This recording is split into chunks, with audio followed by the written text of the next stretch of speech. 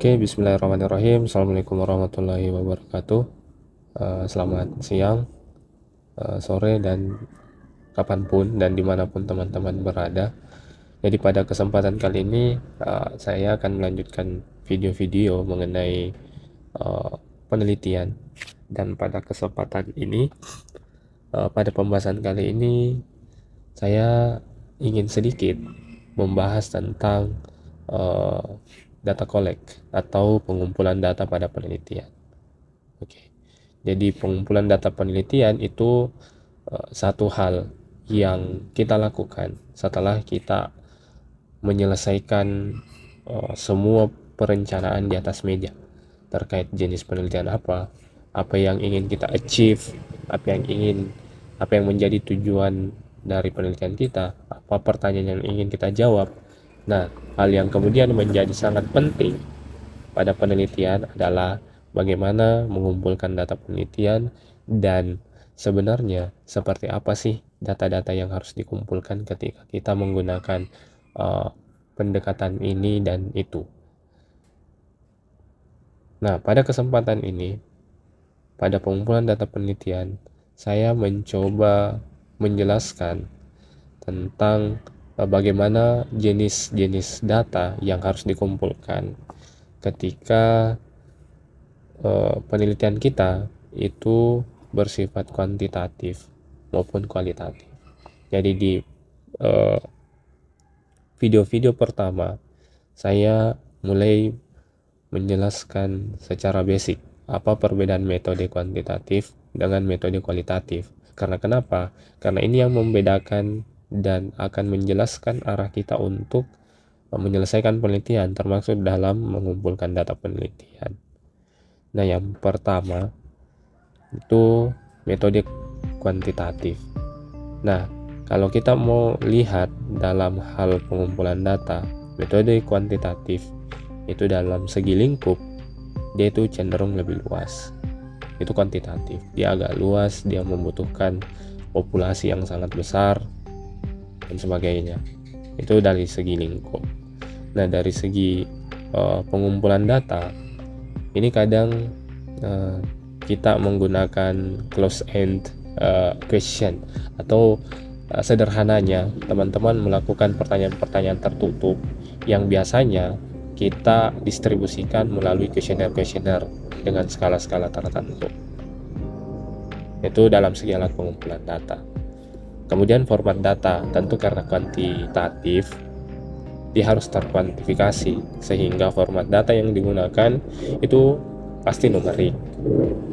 Oke, numerik. Nah, karena dia numerik, pasti analisis datanya pasti menggunakan pendekatan yang cukup statistik. Ya, sederhananya kalau misalnya statistik deskriptif, teman-teman mau mencari mean, median, modusnya, standar deviasi, dan lain sebagainya. Itu pendekatan statistik. Nah, hasilnya pasti deskriptif. Deskriptif itu misalnya berapa persentase penggunaan sistem manajemen proyek pada proyek ini, pada kontraktor ini, pada konsultan ini, misalnya pada teknik sipil. Kita ingin melihat persentase gambaran-gambarannya secara deskriptif. Nah, itu kalau metode kuantitatif. Nah, kalau metode kualitatif dia lebih melihat kualitasnya. Nah, dalam segi lingkup dia lebih deep. Sekali lagi, karena kualitatif ini cenderung partikulir, dia cenderung parsial, maka dia lebih mendalam. Nah, kalau kuantitatif dia luas tapi lebih general. Nah, sementara kalau kualitatif lingkupnya itu agak sempit sebenarnya, dia lebih partikulir dan konsekuensinya dia harus mendalam. Itu kualitatif. Nah, alat pengumpulan data biasanya menggunakan open-ended question. Biasanya pertanyaan-pertanyaan yang cenderung meluas, yang masih bisa kita elaborasi. Itu cenderung kualitatif. Alat pengumpulan datanya open-end question. Nah, format datanya ya kalau kuantitatif numerik, nah tentu kalau kualitatif cenderung naratif. Jadi kualitatif itu format datanya bagaimana menarasikan sesuatu atau menarasikan data-data penelitian yang menjadi interpretasi nantinya. Nah, kemudian analisis datanya, kalau kuantitatif kan tadi statistik, kalau analisis data itu cenderung analisis terhadap kontennya. Nah, konten-konten yang sifatnya kualitatif. Nah, tentu hasilnya berbeda dengan kuantitatif. Tadi deskriptif, kalau kualitatif itu sifatnya lebih eksplorasi, dia masih bisa dieksplor, dia masih bisa meluas. Ya, seperti itu kurang lebih antara pengumpulan data ketika kita menggunakan metode kuantitatif dan metode kualitatif. Nah, selanjutnya saya mau menjelaskan tentang pengumpulan data secara umum yang sering kita temukan di dunia perskripsian, tesis dan sebagainya. Nah, pengumpulan data secara umum itu seringnya kita melihat ada yang disebut dengan survei pendahuluan dan sebagainya, interview yang kedua. Nah, yang ketiga ada observasi itu kan seperti pengamatan. Kemudian questionnaire, ini umum yang kita gunakan, apalagi kalau menggunakan metode yang kuantitatif. Kemudian dokumen review, kita mereview dokumen apapun, saya perusahaan, kontraktor dan sebagainya, untuk melihat sesuai dengan tujuan penelitian kita. Nah, yang terakhir ada secondary data collection atau pengumpulan data sekunder. Nah, kalau teman-teman selalu lihat, pasti selain data primer kita butuh data pendukung atau data sekunder. Data sekunder nanti ini yang mensupport data primer nanti untuk memaksimalkan atau mengurangi bias dari penelitian atau data-data yang dikumpulkan. Nah, kurang lebih ada 6 data yang secara umum kita gunakan. Nah, sekarang kita mau melihat dari 6 ini, sebenarnya kita harus menempatkan dia di mana ketika kita menggunakan data kuantitatif, metode kuantitatif atau metode kualitatif. Nah, yang pertama survei. Nah, survei itu sebuah metode untuk mendapatkan informasi dari sampel yang terpilih. Oke, jadi survei ini kita berusaha untuk menemukan informasi atau mendapatkan informasi dari sampel yang kita pilih, dari sampel-sampel yang kita pilih.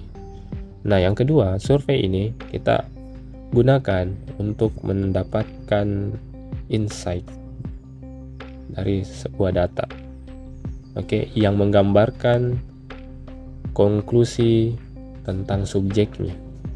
Jadi, selain untuk mendapatkan informasi dari sampel, kita ingin survei itu kita mendapatkan satu insight, satu feedback, atau paling tidak kita mendapatkan gambaran tentang subjek yang ingin kita teliti.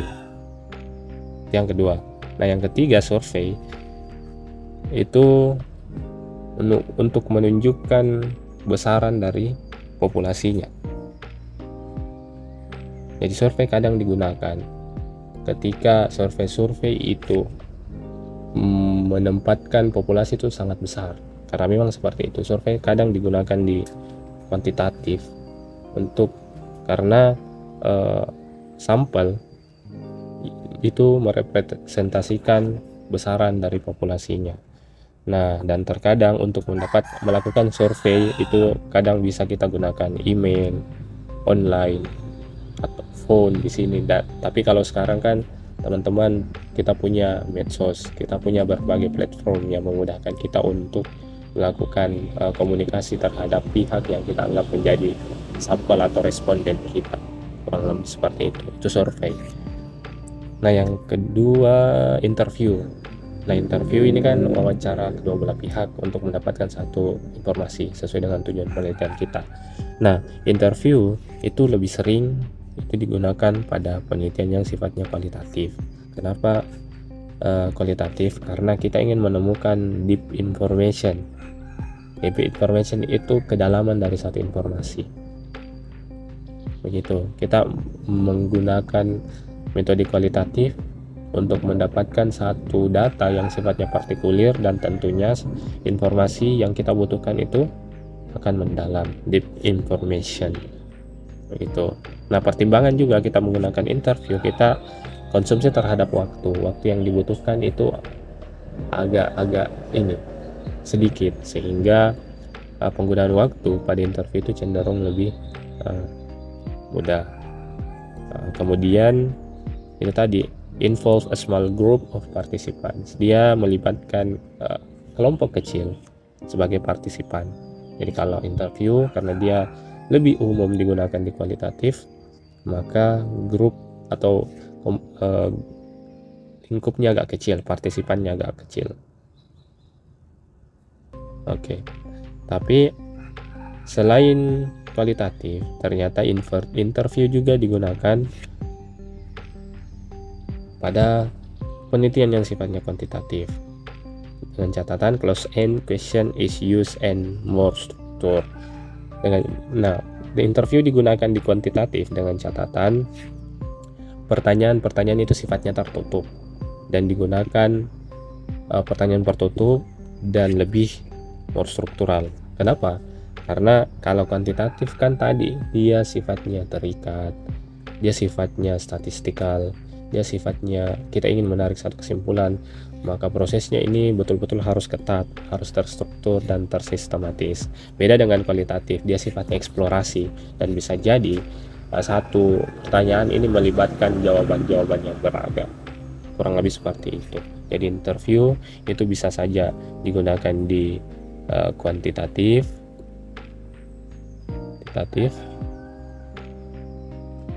dan lebih sering digunakan di kualitatif. Seperti itu interview. Nah, selanjutnya observasi. Nah, observasi ini kita melakukan pengamatan, bisa melalui survei pendahuluan dan sebagainya. Nah, biasanya dia digunakan pada penelitian yang sifatnya kuantitatif. Lebih seperti itu. Nah, kemudian collect data without relying on self-reporting. Ya, ini juga sangat penting. Observasi dibutuhkan untuk mengidentifikasi real dari diri kita sendiri. Misalnya kita ragu terkait sesuatu atau case tertentu, maka observasi menjadi satu pilihan untuk memastikan tidak ada bias antara data dengan tujuan penelitian yang kita rencanakan. Itu yang kedua. Nah, yang ketiga, observasi digunakan untuk mendapatkan sesuatu in real time. Oke. Nah, real time dibutuhkan tadi karena kita ingin memastikan secara real time apakah betul-betul terjadi bias atau tidak dari penelitian yang ingin kita laksanakan. Nah, setelah itu kemudian ya, observasi itu terukur secara sistematis melalui sampel-sampel yang terukur juga. Jadi kita memastikan, karena dia sifatnya kuantitatif, jadi kata kuncinya kuantitatif itu pasti terukur dan sebagainya. Dia bukan sesuatu yang terbuka, dia sesuatu yang tereksplorasi. Nah, kalau dia sudah masuk pada wilayah eksplorasi, maka dia cenderung sifatnya kuantitatif.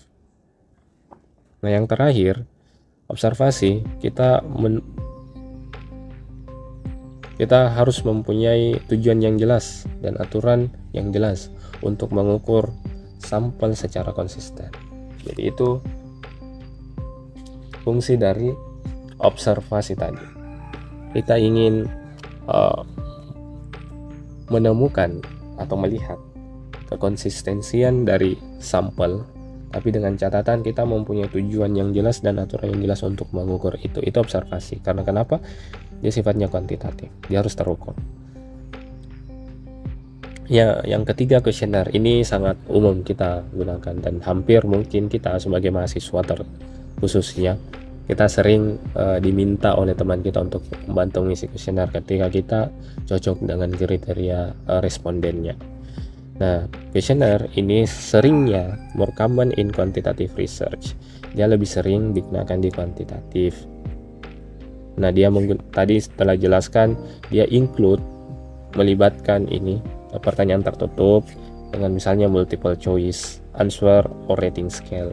Nah, teman-teman sering dapat misalnya ada di Google Form skala misalnya seberapa berdampak ini terhadap X, berdampak terhadap Y, misalnya 1 itu tidak berdampak dan semakin tinggi sampai misalnya 5 itu sangat mulai dampak. Dia menggunakan scale and multiple choices. Nah, yang ketiga, collect consistent data and analyze the response statistic.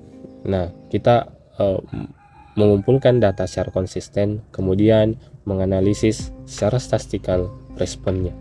Jadi setelah di kuesioner kita mendapatkan data-data yang sudah terukur, terskala, dia punya interval tertentu, dia punya nilai tertentu. Selanjutnya dari kuesioner ini kita akan melakukan statistik terhadap respon dari yang kita dapatkan.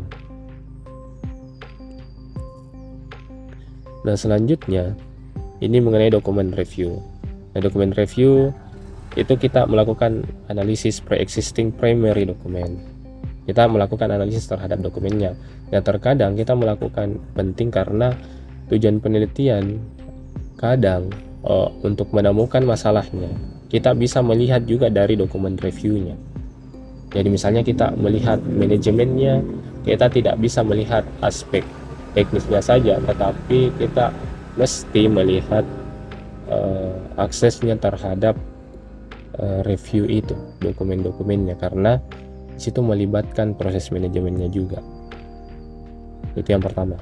Nah, dokumen review juga yang kedua, sometimes used to supplementary other quantitative data method. Dia kadang menjadi satu data suplemen atau data pendukung pada data-data kuantitatif. Itu dokumen review. Nah, ini yang terakhir, secondary data collection. Nah, kalau kita sering melihat bagan alir pada satu penelitian, kita selalu melihat kalau dia kuantitatif, selain data primer pasti ada data sekunder atau secondary data collection. Nah, ini dibutuhkan karena yang pertama, misalnya data sekunder, kita bisa mendapatkan informasi misalnya dari publikasi terdahulu, website atau review-review terdahulu. Itu data-data sekunder. Ini sangat penting karena ini juga menentukan kebaruan dari penelitian kita. Misalnya penelitian terdahulu atau penelitian sebelumnya menjelaskan tentang ini, dan ternyata materi atau publikasi sebelumnya itu tidak menjelaskan ini. Nah, sehingga kita sebagai peneliti itu memberikan novelty di situ dengan menambahkan apa yang menjadi kekurangan dari penelitian sebelumnya. Nah, sehingga kita mendapatkan nilai kebaruan dari penelitian kita melalui data sekunder ini. Nah, kita mendapatkan itu semua dari publikasi-publikasi terdahulu, review-review, serta website-website dan hari ini. Sehingga kadang kita disuruh mencari referensi itu paling toleransi itu 5 tahun sebelumnya, 5 tahun terakhir itu paling mentok itu, karena kita meminimalisir kebaruannya, biasnya, kekonsistenan datanya, karena kita melihat ilmu pengetahuan itu akan terus dinamis dan terus berjalan. Nah, sehingga penting untuk melihat kebaruan penelitian dengan melihat publikasi-publikasi sebelumnya yang rentang waktunya tidak terlalu jauh dari hari ini. Kurang lebih seperti itu yang pertama. Nah, yang kedua tentu data sekunder. Itu yang kedua, support primary data. Dia akan mensupport data primer. Ini sangat dibutuhkan. Nah, kedua data ini antara data primer, data sekunder akan menjadi penentu bagaimana data, atau dia akan menjadi input bagaimana data itu kemudian dianalisis dan diinterpretasikan. Jadi kurang lebih tadi mengenai data collection pada data kuantitatif dan kualitatif, dan kita telah menjelaskan secara umum metode pengumpulan data yang hari ini masih sering kita dapatkan, dan semoga membantu teman-teman. Dan sampai jumpa di video selanjutnya. Atas perhatiannya saya ucapkan terima kasih. Assalamualaikum warahmatullahi wabarakatuh.